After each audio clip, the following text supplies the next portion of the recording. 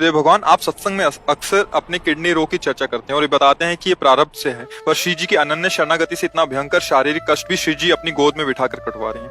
महाराज जी, मैं अज्ञानी हूँ, मुझे क्षमा करना गुरुदेव भगवान, पर मेरे मन में बार बार ये प्रश्न उठता है कि श्री जी के अनन्य चिंतन और शरणागति होते ही करोड़ों जन्मों के पाप नष्ट हो जाते हैं, तो फिर आपका ये जन्मों के नष्ट हो जाते हैं, लेकिन जो तीर छूट चुका है तूड़ीर में, उनको तो जला दिए, जो तूड़ीर में उनको जला दिए, जो चढ़ा रहे हैं उसको उतार लिया, लेकिन जो छूट चुका है ले। हाँ, तो क्या हुआ कि जब हम इस शरीर में आने की प्रणाली, तो अनंत जन्मों के कर्मों से इस शरीर का पहले रचनात्मक भाव आया, उसी समय प्रारब्ध की रचना हो गई। अब ये जन्म लेते ही भगवान के मार्ग में चला, तो जो तूड़ीर में रखे हुए बाण थे वो भस्म हो गए। आगे हम वो बाण चलाएंगे ही नहीं, आगे क्रीमाण ऐसे करेंगे ही नहीं कि दुर्गति हो, क्योंकि बाबा जी भगवान के मार्ग के पथिक है। लेकिन जब शरीर रचा गया था उस समय जो दुर्गति निकाली गई थी वो इसमें विराजमान है। अच्छा, अब इसको भोग करके काट ले, या हम अपने भजन से मिटा दें। भजन से अगर इसको मिटा दिया तो जहां हमें चढ़ना वहां चढ़ नहीं पाएंगे, तो इसको छूटेगा आज, नहीं तो कल छूटेगा।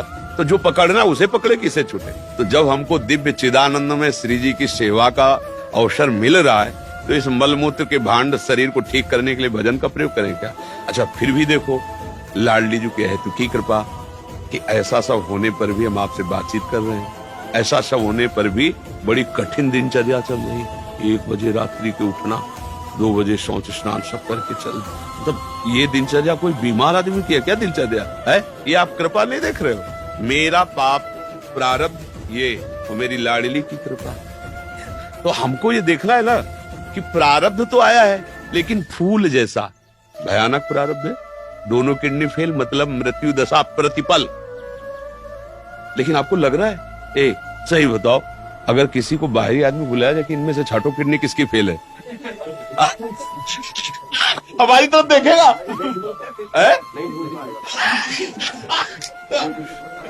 हाँ, वो तुम्हारी तरफ देखेगा कि इनमें से कौन किडनी फेल है। ये लाडली की कृपा नहीं दिखाई दे रही। अच्छा, ये तो बाहरी बात है। आंतरिक अगर हम उस रोग में होते तो आपसे कैसे बात करते? हाँ, क्या बोल रहे हो, ऐसे बोल रहे हैं। दाड़ कर सत्संग में सब अपनी दिनचर्या श्री जी को देखो, फिर तुमसे बातचीत कर रहे हैं। मतलब कहीं है किडनी रोग? कहीं नहीं। तो बेचारा अपना एक कोने में पड़ा, वो भी सोच रहा है कि बुरी जगह आ गए मतलब वो भी बेचारा सोच रहा है कि गलत जगह हमने अटैक किया।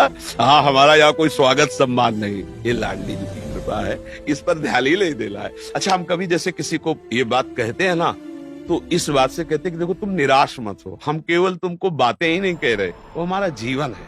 हाँ, हम खुद अच्छा, ऐसा नहीं कि कष्ट नहीं होता, कष्ट होता है। अब जिस डायलिसिस में कष्ट हो, फिर इसके बाद कई घंटे परेशानियां, बहुत सी परेशानियां होती, पर हम आपको सही कहते हैं, वो सब परेशानियां ऐसे फूल जैसी खत्म हो जाती है। श्री जी की मुस्कुराहट, श्री जी का कृपा प्रसाद। तो हमें ये लगता है कि शरीर को ठीक करने में समय बर्बाद मत करो, शरीर को तो छोड़ना ही पड़ेगा। श्री जी को राजी कर लो, तो शरीर छोड़ने के बाद जो हमें मिलेगा वो अविनाशी मिलेगा। फिर वो विनाश वाला खेल नहीं है, इसलिए इस पर ज्यादा ध्यान नहीं देना।